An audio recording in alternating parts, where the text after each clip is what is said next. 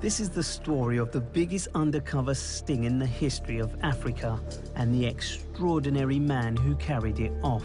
Doesn't matter who you are, wherever you are hiding, I come with my cameras. Some of the most trusted people in the land allegedly took bribes and betrayed their public duty. Even if it's one judge who sells justice, justice sold is the most dangerous commodity on earth. Anas Aremeyaw Anas is Africa's most famous undercover reporter. For 20 years, he's been a masked crusader against corruption. A few weeks ago, he unveiled his most audacious operation yet. This is the biggest scandal in the history of our country. Almost 200 people were caught up in the judicial scandal, sending shockwaves through the legal system. There should be a new mindset, which is, I'm not going to succumb to such appalling acts of corruption. Not only because I might be caught, but because it's appalling. Name, shame, and jail. The saga threatens to bring down many powerful figures by shining a light on corruption. Sometimes it takes a spark, just a spark, and I think Anas has provided that spark for the whole edifice to blow up.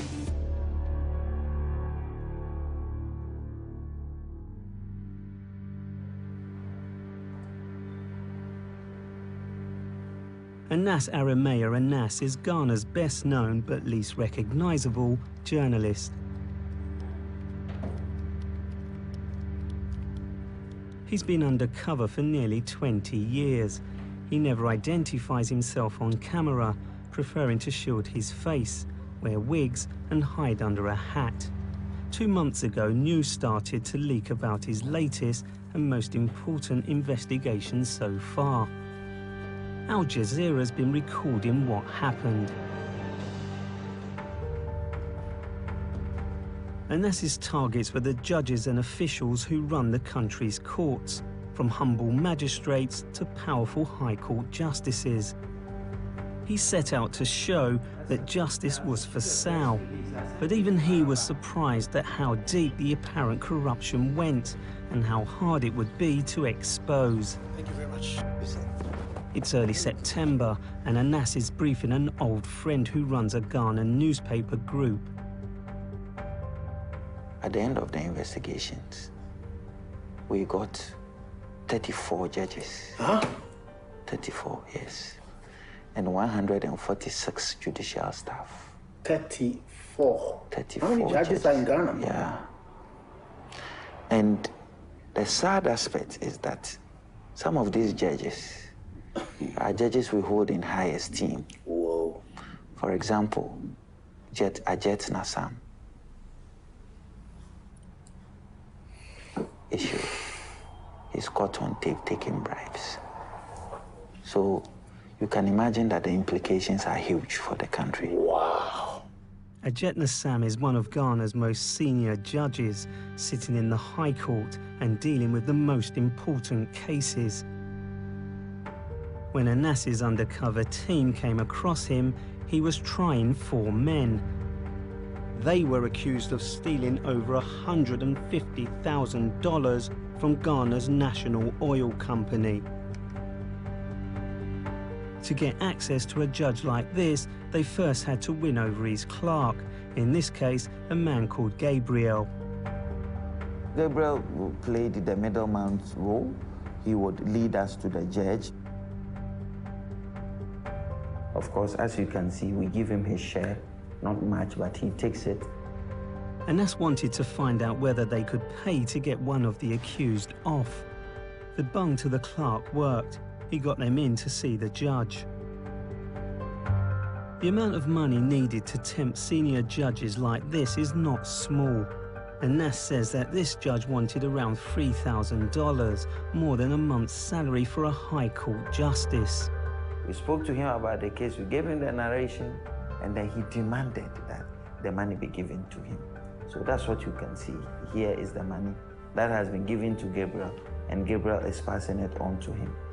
8,000 CDs handed over, but the judge wants to make sure he gets a further amount. He asks to meet the defendant in person to sort out the paperwork. Maybe by 10 o'clock, thank you. Okay. But since you said 10, it should be 10. 10, yes, my lord. After the money is finally handed over, the lucky defendant walks free. His 3 co-accused all get long sentences. As the oil company is state-owned, it's the people of Ghana who've just lost out.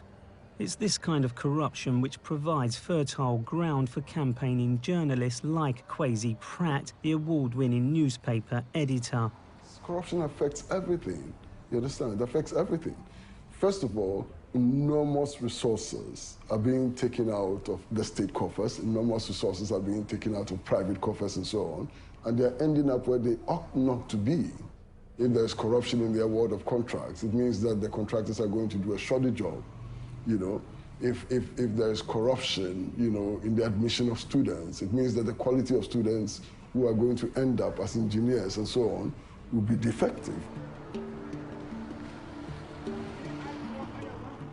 With huge natural resources, including oil, Ghana should be one of Africa's powerhouse economies, but it's not.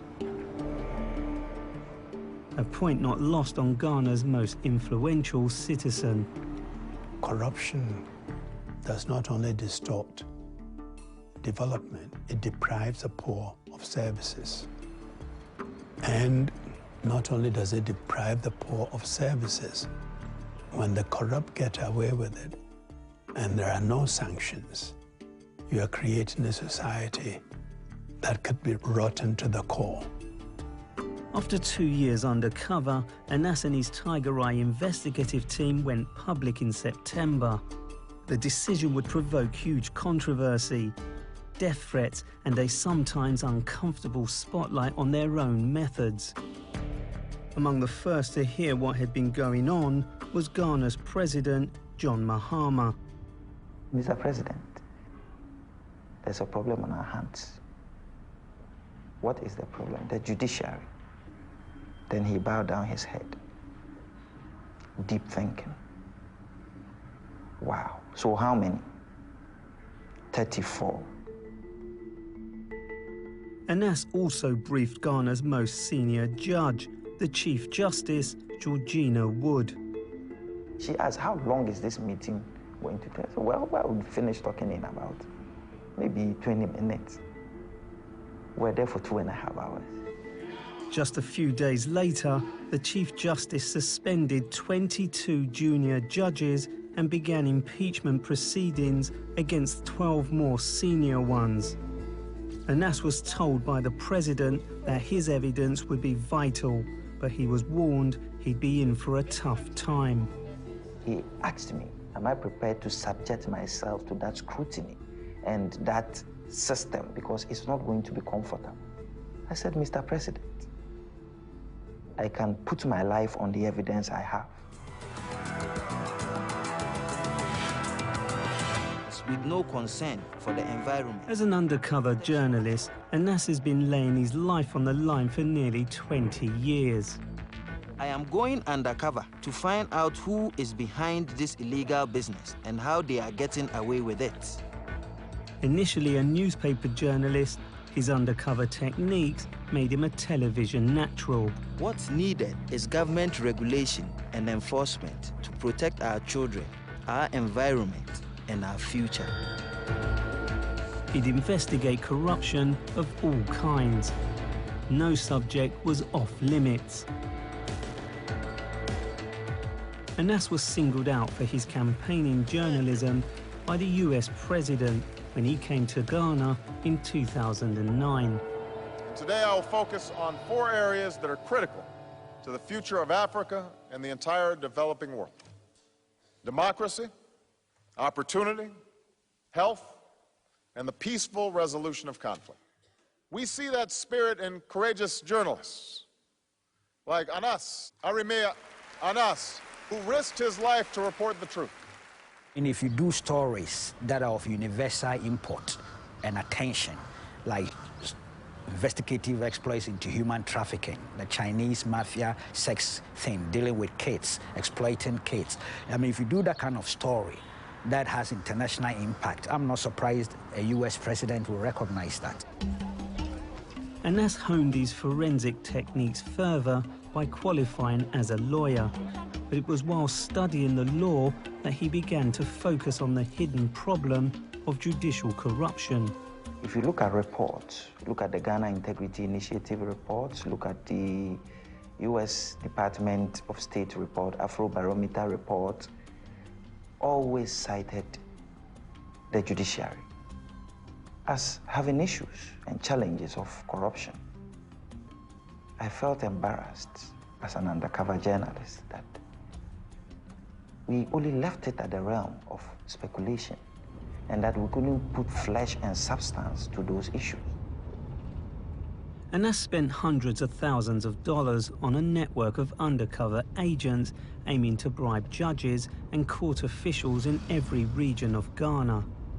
Cases they would target included family disputes, fraud, armed robbery, and rape. In fact, any case up to and including murder. At first, the judges seemed to resist the chance of extra funds. For the first 6 months, it was zilch. There was no results coming. Nothing. Nobody was taking the bait. When I spoke to my team, it was almost like, I recall one team member telling our boss, but you knew that there was nothing there. Why did you say we should start it? And I felt embarrassed. Worse still, 12 of the judges the investigators from Tiger Eye approached turned down the bribes. And some of them even threatened to report the journalists to the police for attempted bribery. Could it be that Ghana's judges were more honest than rumours suggested? Perhaps not. Anas's team slowly realised what was wrong. They needed to spend longer hanging around courts until their faces became familiar. Sometimes we were just tagging along with relatives and not just saying anything, but we are just sitting in the court. And we always sit at a place that the judge's eye open on you when he raises his head. So as soon as you do that beautiful visit, the judge looks at your face and thinks that, okay, this guy is familiar in my court. In Tamale, northern Ghana, Anas's investigators went to see if they could influence the outcome of a rape case. It was an appeal hearing. The 29-year-old defendant wanted to reverse a conviction for raping an underage girl. Anas's team went to plead for the young man. This is Ansuji Abo. Ansuji Abo is a well-respected High Court judge in Tamale, the northern region. So the driver then led us to his house that morning, and we met him. And as you can see, that's him. Well, you are welcome. Thank you, sir. The defendant is appealing because he claims the girl was actually 16 at the time. Judge Ansor Giabor shouldn't be meeting like this, but he appears willing to listen. He suggests that the girl's father should come to court to say she wasn't really underage. To tell him she should not fear. I will not do anything to him. She shouldn't fear. All judge I want to find out is, yes, this is maybe like old mine. This is old mine. That I make that document that my daughter is 16 years. 16 years. 10 months. That's all what I will ask him. Okay, my lord. So she should not fear that he will come and maybe you will have trouble. The judge is helping us so that the guy can walk free. So we take the money and then we hand it over. The judge is anxious nobody should know that he accepted the cash. I beg you, and sit down. Let this thing remain this way. Okay, my lord. Okay. This is Ansuji Abo, and this is his clerk who was not part of the incident. This was the day of judgment, and he looked very good that day. And he freed this guy. This was after we had paid 2,000 Ghana cedis to him. We therefore decided to go back to him. Anas's team take a traditional gift, bags of yams and more cash. As you can see, here is he collecting the money that we were giving him. The convicted rapist was freed from a 10-year sentence with hard labour to return home to the girls' neighbourhood as a result of Anas's intervention. Not everybody agrees with Anas's methods, not even some from his own journalistic community. Journalists are not supposed to be acting as intelligent agents. We are not. Our role is substantially different from undercover CIA agents and undercover MI5 agents and so on. We investigate, but our methods are also different, you know. Now you have Anas Aremeyaw Anas doing something which is recognized by the society as being in interest and good and so on. But the methods are not journalistic. But Anas is unashamed about his methods and believes the ends justify the means. My journalism is a product of the society. Look, perhaps when you are in America and you do a story, we have agencies, strong institutions who would get up and ensure that they follow up and put those bad guys behind bars. Here in developing nations, it is not so. In the first week of September, news of Anas's sting operation against the nation's judges has begun leaking out. Chief Justice suspends 22 judges and magistrates. A corrupt judge is worse than an armed robber. The response is overwhelmingly positive. Newspapers are full of it. TV and radio talk shows can't get enough either. There is indeed ocular proof where these ladies and gentlemen are actually filmed. But a few people are very unhappy. A direct threat to Anas's life has been made to an Accra radio station. Anas says he's not worried. Well, I have gone through it over the years, and I just know their style. I mean, why would you threaten someone without mentioning your name? It's a coward. That's how I take them to be. And like I said, my point has always been that it's a diversionary tactic. Anas might make light of the threat, but he's been persuaded to accept 24-hour police protection and sent his wife and family abroad. His guard, Aga, is inside the car with him. No, I have security. I have security. Somebody doesn't want me to go. He says I shouldn't go. And that there could be a sniper. Aga, is your gun there? Anas has prepared an official petition to the Chief Justice to discipline the judges who he caught accepting cash, and is on his way to testify to the Judicial Council Committee hearing against the wayward judges. He can give evidence knowing that he has immunity from prosecution. For bribing judges is normally a serious criminal offence, but the Attorney General has declared Anas a whistleblower, which means he's protected from the consequences. It took 2 years for Anas's team to collect 500 hours of undercover footage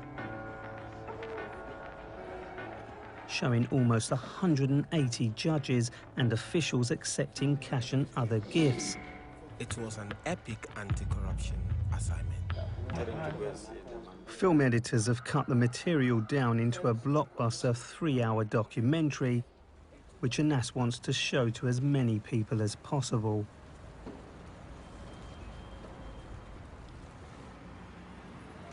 He's arranged a series of free screenings at Accra's conference centre.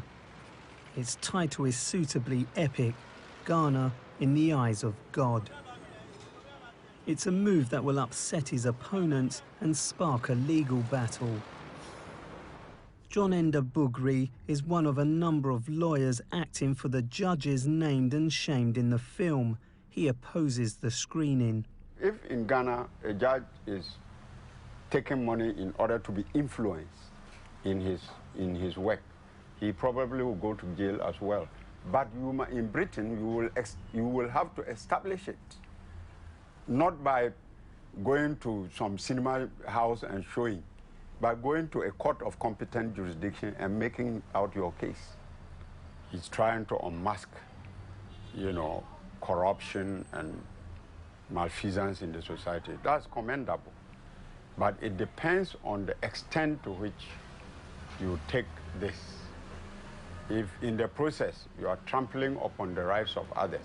Give me F. That's F. It's the day before the screening is due.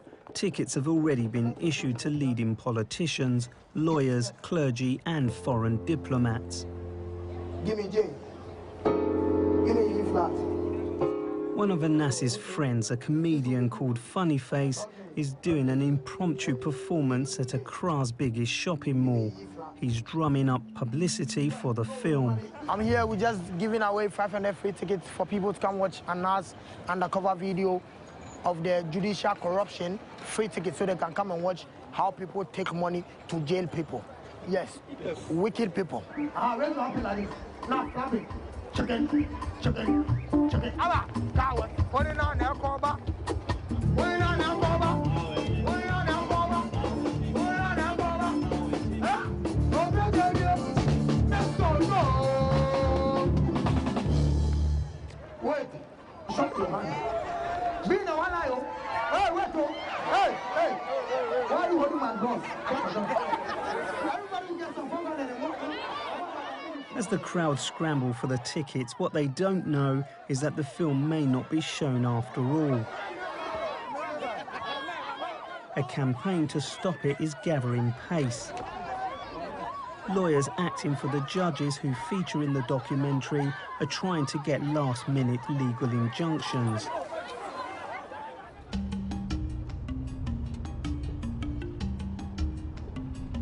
Anas has powerful people on his side. One of them rings in from Geneva.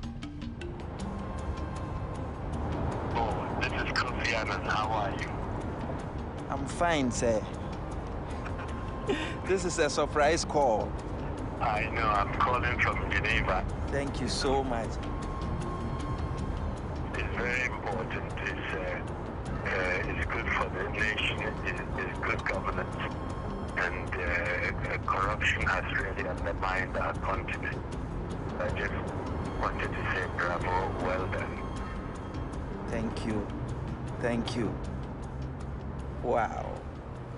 That was Kofi Annan. My conversation with him gives me a lot of courage. It tells me that I'm not alone. Anas is smuggled into the conference centre where the screening is due the following day.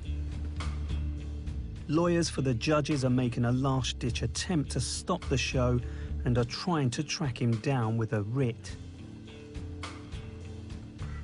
Coincidentally, this is the same hall where years before, President Obama had singled him out for his work. We see that spirit in courageous journalists like Anas, who risked his life to report the truth. The screening may be in real doubt, but Anas is hoping he'll still be a national hero at this time tomorrow.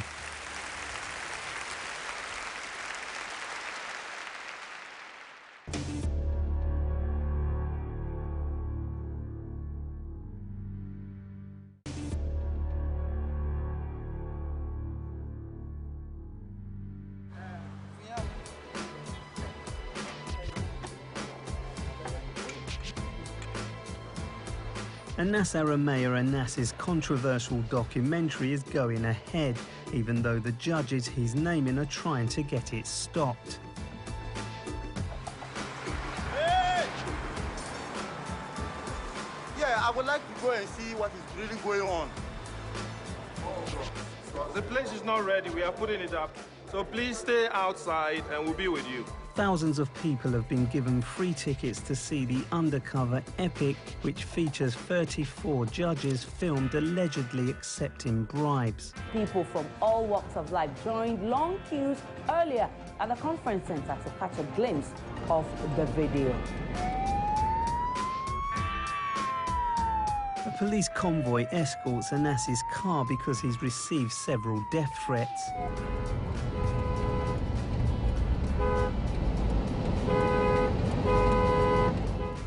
Anas's car has hit rush hour traffic, and he's carrying the only copy of the film.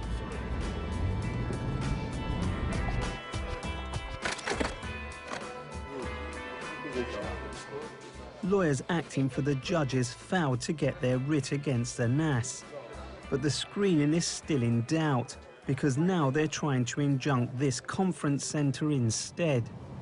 We are not yet out of the woods, but the will of the people is prevailing, and that makes me happy.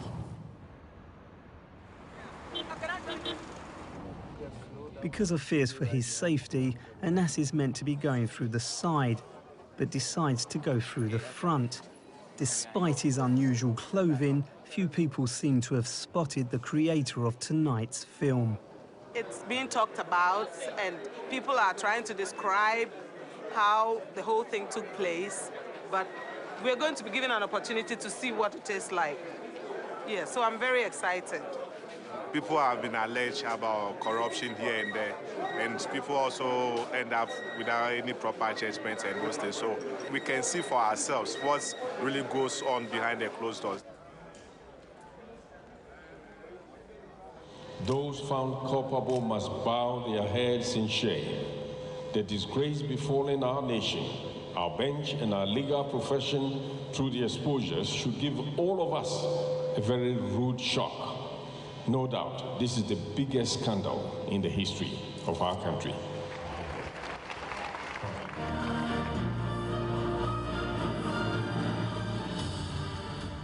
In most investigations, Tiger Eye have relied on a key organ of state to finish off our three-point mandate of name, shame, and jail. Power is not theirs. Power is in the people. If they know that, then they will continue to be modest. People must have confidence. If we have that perception with evidence, hardcore evidence, to prove that the judicial system is corrupt, where are we going as a country? We have a serious problem at our hands. And then some people will be thinking that there's no need to practice democracy in this country again. A leading member of the government who's seen the film gives Anas's techniques a clean bill of health. I think that those who would argue on issues of whether this was a sting operation or whether he set people up or whether he instigated people, or as you're saying, by giving money to judges, he was bribing them. But I think he made it clear at the beginning of the case that he was doing this for a particular purpose. The Dutch ambassador also believes Anas's sting is justified. Well, it is devastating and shocking what we saw today. What do you think to happen as a result of what you've seen? Well, obviously the judiciary needs a complete overhaul to restore confidence. Shortly after this, the complex is stormed by thousands of people who want to see the second showing. In all, 6,000 people will see these free screenings. Anas tape screened, pastors, diplomats, soldiers queued to watch the scandal of the century. Indeed, that they looked out of the window and they saw that in a long time the conference center had not even gathered such a crowd before. And it was massive. The judge simply threw out the writs, saying that it was a matter of public interest and that he felt that the public had a right to know. And then there were people who had gone on to attack me, thinking that I didn't have any evidence or I didn't have enough evidence. After watching it, their tones had changed because now they were convinced that there's really an issue. Not surprisingly, the judges and their advisors remain unconvinced, especially by some of the methods which have been employed. Well, some of the ones I've seen, it amounts to entrapment. When you have woken a judge early in the morning at 5:30 a.m., when he is not properly dressed, and you sneak into his sitting room and you start engaging him in some conversation, and out of Ghanaian hospitality and respect, he answers questions, and then you put money on his table, and you go away and you go and publicize to the world that he is corrupt. I don't think I will agree with that. This excerpt from Anas's film shows one of his investigators meeting a judge's court clerk at a guest house. we came across this court clerk. He believed in the power of only one currency, hot and instant sex. The investigator, known as one of Anas's Spice Girls, later talked us through what happened. He took me to the guest house. He kept on telling me he was going to help me see the judge. Yeah. He was trying to have sex with me. He was expecting me to do it as well, but the plan was not to do it. Okay, so I was there in the room with him for about 30 minutes. Then I just got a phone call from one of my colleagues, and I told him that I have to go because they needed me at. This morning's papers have also picked up on the Spice Girls story. So a Sex for Justice court clerk busted in Ana's video. It's interesting. Newspapers are self-filtering and feeding on the substantive stories. So here was this court clerk and one of our Spice Girls, and he demanded that he wanted sex before he could take us to a judge. You've actually set a honey trap there, Park. What do you say about that? Well, the details are there. The facts are there. Who proposes that they should go to a hotel? It is the clerk himself who does that. Nobody forces anybody on anybody. The judge in these headlines has been leading the fight back against Anas. Peter Derry, a very senior judge, was filmed during the trial of a man charged with possessing more than 50 parcels of cannabis. The undercover expose shines a light on the shadowy world of the court official. Nearly 150 of them would get caught up in the saga. This is Justice Derry. He's one of the judges who have really tormented me in this investigation. He's filed many, many suits trying to stop me. This is Mayo. He's a fixer to Justice Derry. And we met him. And then we had quick conversations with him about how we wanted to influence Justice Derry in a narcotic case. He took a share of the money, as you can see, and then set up a good meeting between us and Justice Derry. He asked for a lot of money for Justice Derry. He actually said that normally it's 10,000 plus when you're dealing with the likes of Justice Derry because he's a big judge. So Mayor then takes us to the house of Justice Derry.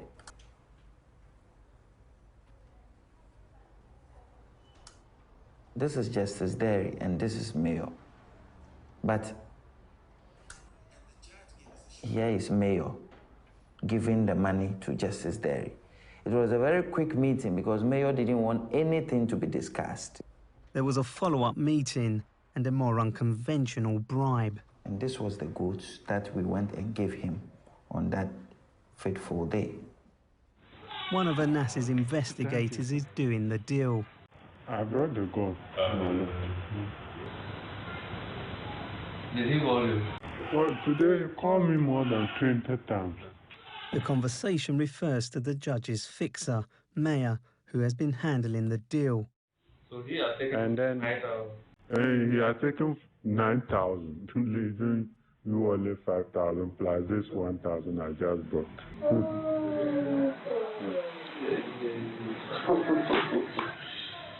Yeah. Okay. No, that's why he was resisting, that he didn't want you to get in touch. Okay, thank you, my lord. So Derry has just realized now that he's been ripped off by his clerk. This is the money. And then he put it on his table. The investigator, though, wants to know whether the bribe will get the accused off. But is he going to set free? Yeah, that was it.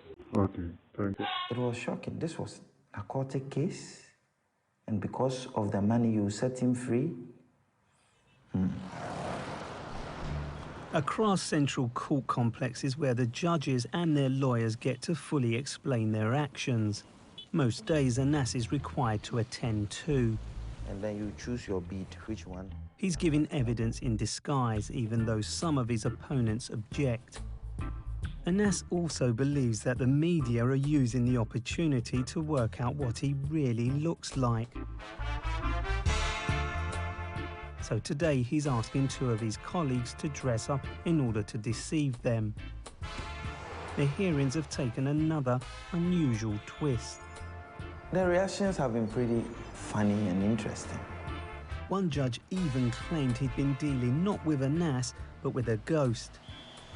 The judge said that when I entered there and I sat with him and I gave him the money and he collected it, suddenly I disappeared from the chair. And then when he walked out, he saw a white sheep or goat. It's a ridiculous defense, but hey, this is Africa. Some of the judges have not made it to the hearings at all because they've gone off sick. Judge Quist is one of these.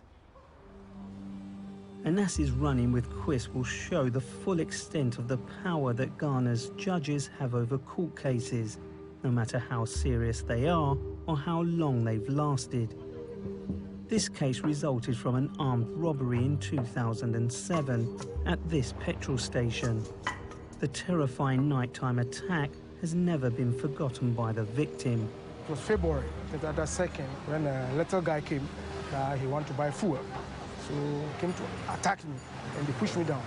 They were all holding pistols, locally made pistols. So they forced me to go and then call the girls. Everybody lie flat, with your face, lie on ground. After doing everything, then the commander ordered the guards to kill me. The one who put one on his leg, just this place, pressing my face down. Then all the girls start crying. They were mentioning, oh, Mr. Quay, oh, Mr. Quay, they were crying, oh, Mr. Quay, they were all crying. It took 8 years for the attacker to face justice. He came up before Judge Quist earlier this year.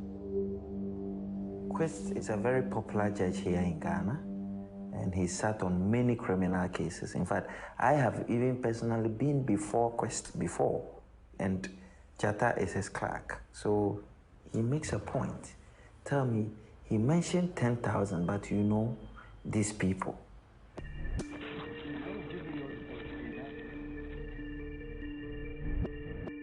So when we met him, he also then decided to call the judge, who is Quist, to come.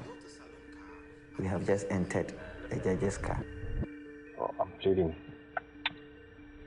on his behalf. So, my lord, you want to know how does my lord happen? And then... Well, I'll try my best to let you know. Thank you, sir. The investigator hands over about $1,000 in local currency, but it's only a part payment. Don't have the police. I'm still here. Thank you, sir. How much is it? It's for... Pardon? 4,000, sir. So, please, I'm begging you. I'll get him off. I'll get him off the hook. On Friday, but everything will depend on the I understand. So we'll see you before Friday. Okay, thank you. Anas's investigator makes a further meeting, but he still hasn't come with the full balance. Let me apologize for delaying everything. Okay, you get the remainder and bring it tomorrow. Tomorrow morning, yes. The judge appears to be getting increasingly annoyed because once again he is not getting the full amount. Otherwise tomorrow I will not deliver. First thing tomorrow morning. Okay? Tomorrow has come. We are back into Justice Quist's car again. And this is a 6,000 cedis that we're passing to him. And he's taking the money, he's looking at it. And then he'll ask, how much is it? Then we'll tell him how much it was. The final payment was made on the same day that the judge freed the accused. In fact, the deal held up the start of the day's court proceedings. Court processes usually begin from 8:30 to 9. On this day, it was Getting to 11 a.m., Quist was still not here because we had delayed him. Whilst he came to take the bribe, today is the day he's going to really do the job, the bidding, what we've asked him to do. And lo and behold, he then decided to give the judgment. He basically read 3-4 lines, and that was it. A case that had dragged on for 5 good years. Justice Quist ended up even releasing a self-confessed armed robber. What do you think about the judge taking a bribe? Yes, I think that those armed robbers should be rearrested. I think they should be rearrested. I've been going to the court all the time. I've been going to the court. I went over 4 or 5 times, and like I said, my life is at risk. Because the armed robbers came when they were wearing masks. You see, they know me, I don't know them.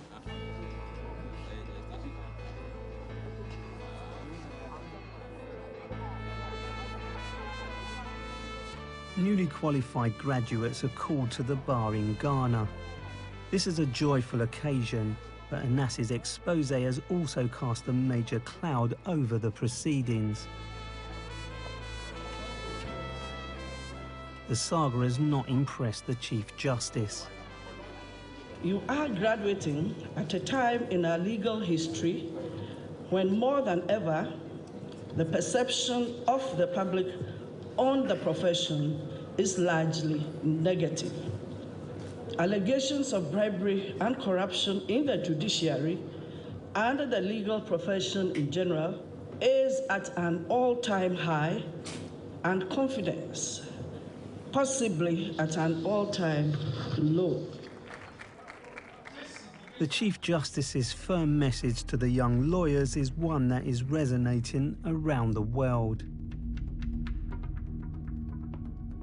When you have 34 judges who are caught on tape with a prima facie evidence that they may have taken bribes, it's an indication that there's something hopelessly wrong with the system.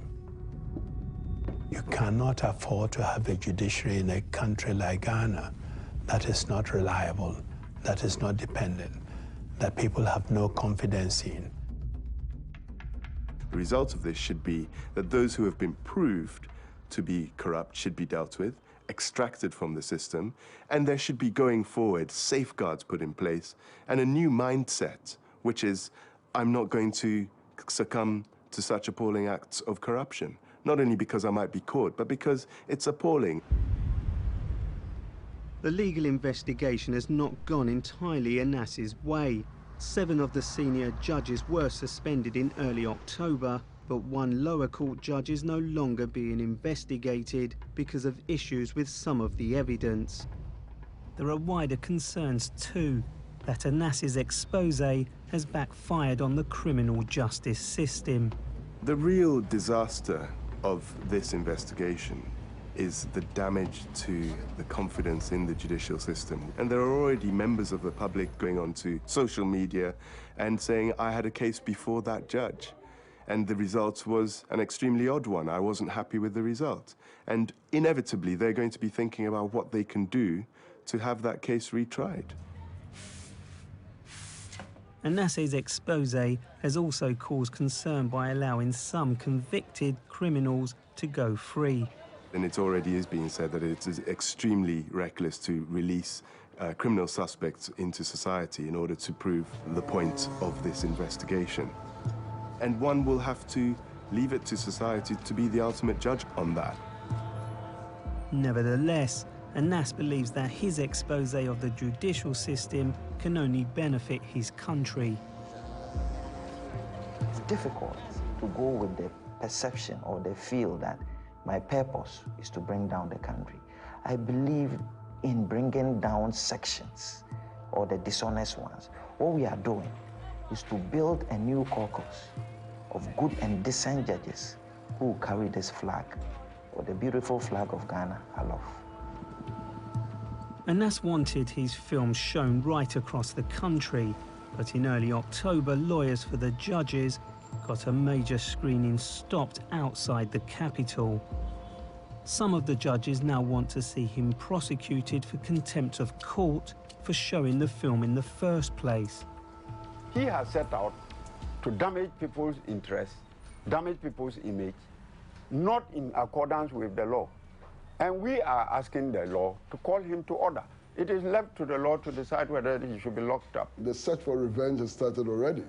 When judges of the High Court go to court and file contempt proceedings, and I suspect that a lot more cases will be brought against him. Ghana's politicians have so far remained largely silent.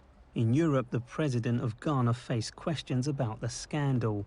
In his only public response to the event so far, Ghana President John Mahama said that Anassa's work was a reflection of institutional weakness that we need to work on to make sure we have stronger institutions.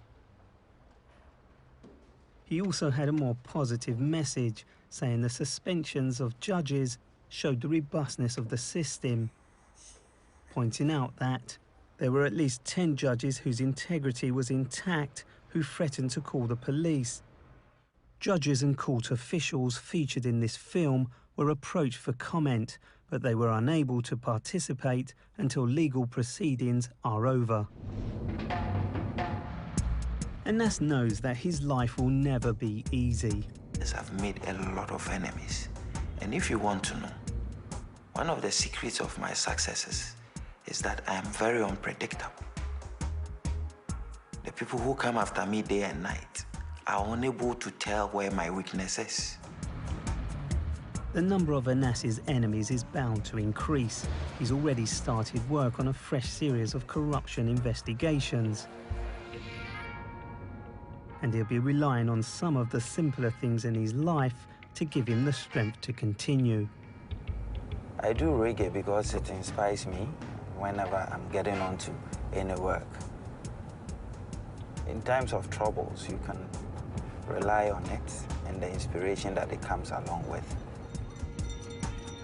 Anas's powerful supporters abroad believe that his expose is a game changer for Africa and beyond.